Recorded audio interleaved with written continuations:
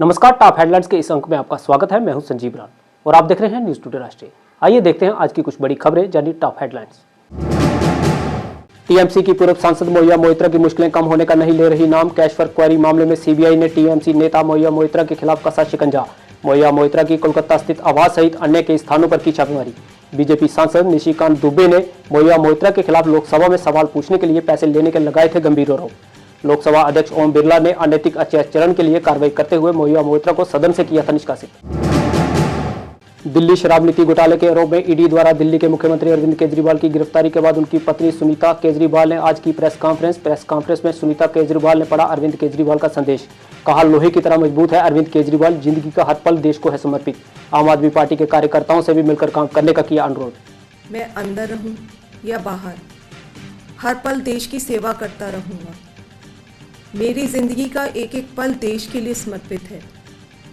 मेरे शरीर का एक एक कतरा देश के लिए है। इस पृथ्वी पर मेरा जीवन ही संघर्ष के लिए हुआ है। आज तक बहुत संघर्ष किए, आगे भी मेरी जिंदगी में बड़े बड़े संघर्ष लिखे हैं। इसीलिए ये गिरफ्तारी मुझे अचंभित नहीं करती। आपसे मुझे बहुत प्यार मिला है।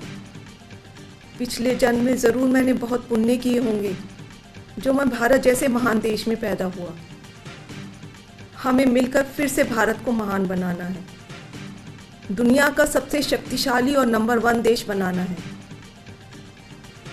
भारत के अंदर और बाहर ढेरों ऐसी शक्तियां हैं जो भारत को कमज़ोर कर रही हैं।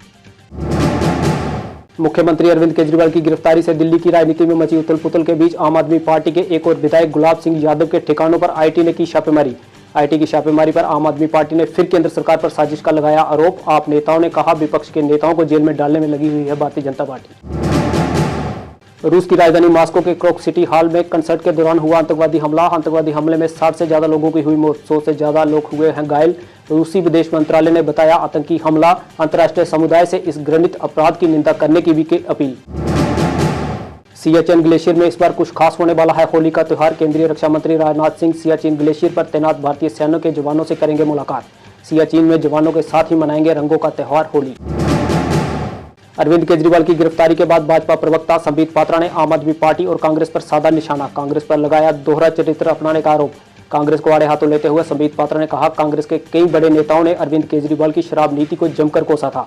संबित पात्रा ने कहा, जनता को नजर आ रही है कांग्रेस की दोहरी चरित्र। राहुल जी और लालू प्रसाद यादव का कि अरविंद केजरीवाल ही हमारे लीडर है, बिल्कुल सही कहा। He is the leader of the corrupts.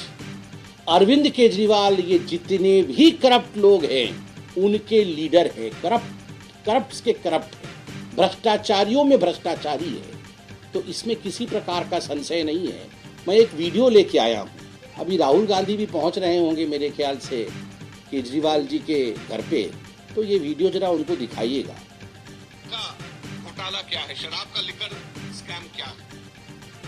Liquor scam सीधे सीधे अब ये एस्टैब्लिश हो गया है कि कम से कम 100 करोड़ की रिश्वत ली गई, कम से कम 100 करोड़ की रिश्वत।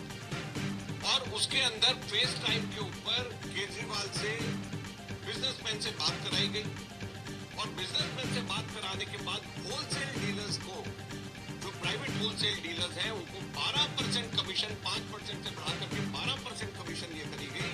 और उसके अंदर शर्त ये रखी गई कि 6% किकबैक आम आदमी पार्टी और केजरीवाल को दिया जाए।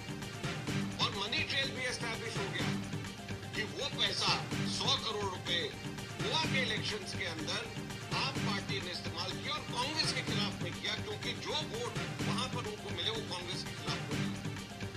तो केजरीवाल ने कांग्रेस को हराने के लिए, कांग्रेस को नुकसान पहुंचाने के लिए केजरीवाल ने 100 करोड़ का स्कैम किया है। और इनको कोई नैतिक अधिकार, केजरीवाल और इनके मंत्रियों को, जो जिनका नाम इसमें है, चाहे वो मनीष सिसोदिया, चाहे सत्येंद्र जैन को, इनको कोई नैतिक अधिकार नहीं है कि अपनी कुर्सी पे एक सेकंड भी और रह जाए। आप सोचिए, यही कांग्रेस पार्टी जो पानी पी पी के आम आदमी पार्टी को कोस रही थी, प्रेस कॉन्फ्रेंस कर रही थी कि मिनिमम 100 करोड़ का स्कैम है, न जाने और कितना बड़ा स्कैम होगा।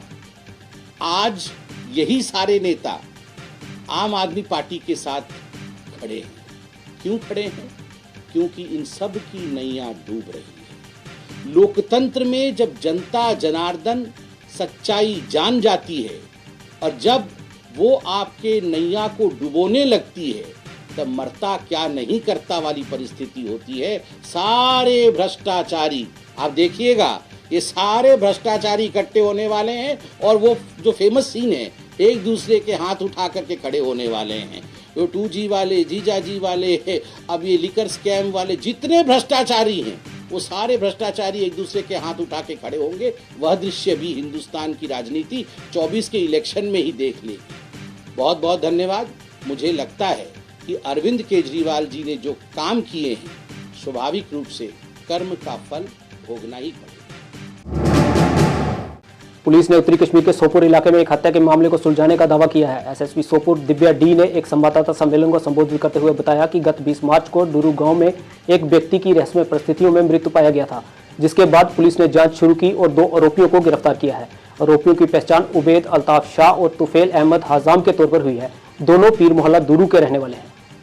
इसमें 2 अक्यूज इन्वॉल्व थे। उनका नाम एक Ubaid Altaf Shah, son of Mohammad Altaf Shah, resident of Peer Mohalla Duru. Accused number 2 is Tufail Ahmad Hajam, son of Mohammad Akbar हजाम, रेजिडेंट ऑफ पीर मोहल्ला डुरू।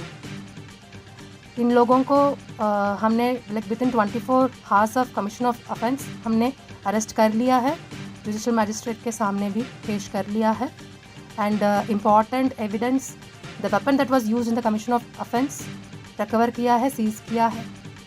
और इसकी related FIR number 53/2024 PS Sopore में रजिस्टर्ड है और इन्वेस्टिगेशन अभी चल रही है। तो इनिशियल इन्वेस्टिगेशन से हमें पता चला विक्टिम और अक्यूज्ड पर्सन्स, ये इनके बीच में अच्छे से फेमिलियरिटी था, ये अच्छे से जानते थे और over the course of time ऐसे पर्सनल एनिमोसिटी बन गया था। उसी के कारण ये वाली ऑफेंस अभी हुआ है। तो अभी तक इस केस में कोई टेरर एंगल और कोई और एंगल नहीं है, ये बिल्कुल पर्सनल एनिमिटी की वजह से ही हुआ है और अभी इन्वेस्टिगेशन चल रही है। Eventually we will inform you all.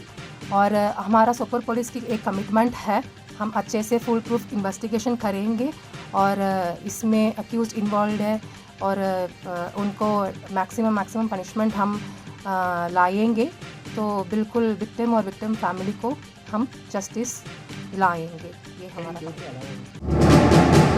देश भर में आज भगत सिंह, राजगुरु और सुखदेव को उनकी शहादत दिवस पर किया गया याद। जम्मू में शहीद आजम भगत सिंह फाउंडेशन और जीवल बाजार ट्रेडर एसोसिएशन ने शहीद आजम भगत सिंह, राजगुरु और सुखदेव को दी श्रद्धांजलि। मुफ्त आयुर्वेदिक चिकित्सा शिविर का भी किया आयोजन। जम्मू शहर के कई गणमान्य लोग हुए श्रद्धांजलि समारोह में शामिल। बलिदान के दिवस पर आज हमने श्रद्धांजलि समारोह का आयोजन किया है। ये श्रद्धांजलि समारोह शहीद आजम भगत सिंह फाउंडेशन और जीवल बाजार ट्रेडर्स एसोसिएशन के सौजन्य से यहाँ पर होता है हर साल। मैं आज के इस मौके पर अपने युवाओं को हर साल की तरह एक वही बात कहना चाहूँगा कि उनको दुश्मनों का जो नफेरियस उनका जो डिज़ाइन है हमारी देश की शांति भंग करने का, उसके अलावा हमारे युवाओं को गलत रास्ते पर डालने का, हमारे जम्मू शहर में कम से कम और पूरे जम्मू कश्मीर में कोई भी देश दुश्मन ताकत जो है वो कामयाब नहीं हो सकती और हमारे देश को किसी तरह का नुकसान नहीं पहुंचा सकती। हमारी युवा पीढ़ी को नशे की ओर नहीं धकेल सकती, बदमाशी और गुंडागर्दी की तरफ नहीं धकेल सकती। मैं आज के मौके पर अपने उन अमर शहीदों को श्रद्धांजलि देता हूं और मेरे साथ आज 23 मार्च 2003 को नदी मार्ग में आतंकियों द्वारा 24 कश्मीरी पंडितों के किए गए नरसंहार की आज बरसी है। आज ही के दिन साल 2003 में पुलवामा जिले के नादीबार गांव में सेना की वर्दी पहनकर आए लश्कर तोयबा के आतंकियों ने 24 कश्मीरी पंडितों को उतारा था मौत के घाट, जिनमें 11 पुरुष, 11 महिलाएं और 2 बच्चे भी थे शामिल। नदीमार्ग नरसंहार में शहीद हुए कश्मीरी पंडितों को आज जम्मू में अर्धनारेश्वर ट्रस्ट नदीमार्ग ने दी श्रद्धांजलि। तो दुख इस बात का है कि जो प्रयास गवर्नमेंट को करने चाहिए इस कम्युनिटी के लिए वो बहुत कम दिख रहे हैं। तो हम चाहते हैं कि जो भी 90 से या 90 से पहले भी जो ऐसी वारदात हो रही है इन पर कोई जांच ऐसी बैठनी चाहिए जिस पर ये पूरा पता चले कि आखिरी सच क्या था, कैसे हुआ, हमारा पलायन कैसे हुआ, हमारी हत्याई कैसे, हमारे जो शहीद जिनको याद करें वो कैसे हुआ, कौन से कारण थे, वो कौन इसके पीछे था। इस चीज़ का हर वक्त हमें इसका ये रहता है कि गवर्नमेंट इस पर कभी ध्यान नहीं देती। उन्होंने अलगाववाद सहन लिया, लेकिन अपने कर्मभूमि जन्मभूमि को न छोड़ने का निर्णय लिया था। लेकिन एक दिन एक समय आया जब इसी आज के दिन 23 मार्च को इंडिया और पाकिस्तान के वर्ल्ड कप का सेमीफाइनल था, जिसमें पाकिस्तान को शिकस्त मिली थी और उन अलगाववादियों को पच नहीं पाया, वो सहन नहीं कर पाए। उन्होंने उसका गुस्सा उनके इस नेशनलिस्ट उस दिन शाम को रात को आए और घर घर से सभी को बाहर निकाल के और उनको अपने गुस्सा उन पर निकाल दिया। टॉप हेडलाइंस के इस अंक में बस इतना ही। अगले अंक में नए अपडेट के साथ फिर होंगे उपस्थित।